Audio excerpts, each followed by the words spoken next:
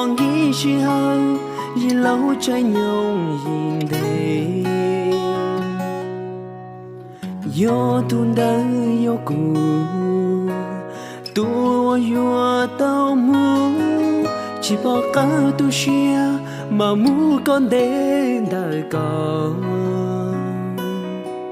rung cha khó nhỏ eu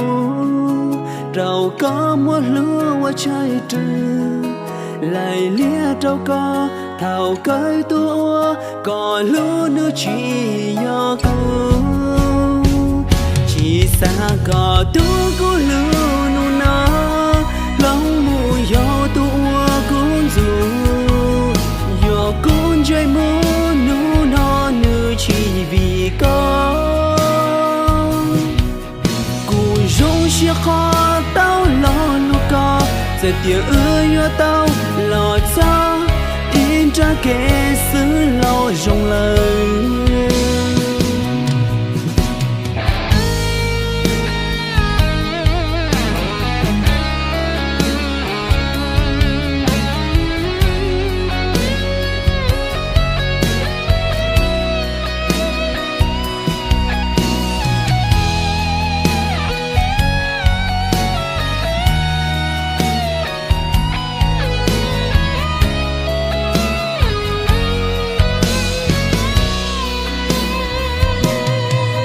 dù cho anh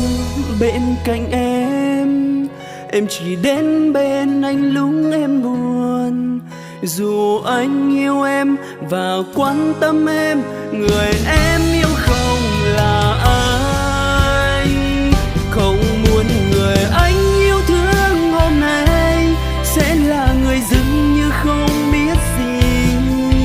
Và anh ra đi hôm nay không phải vì em. Và anh luôn vui đã đến bên em, dẫu dù cho hai ta không thể ở bên nhau, nhưng anh vẫn vui. Chỉ xa có tu cô lưu nụ nó lòng mùi gió tua cũng dù gió cũng chơi mưa nụ nó chỉ giàu vì có cuộc dòng chia khó tao lo lưu ca giờ tiếng ưa tao lo cho in ra kẻ xứ lo dùng lời. Và anh luôn vui đã đến yêu em, dẫu dù cho hai ta không thể ở bên nhau, nhưng anh vẫn vui.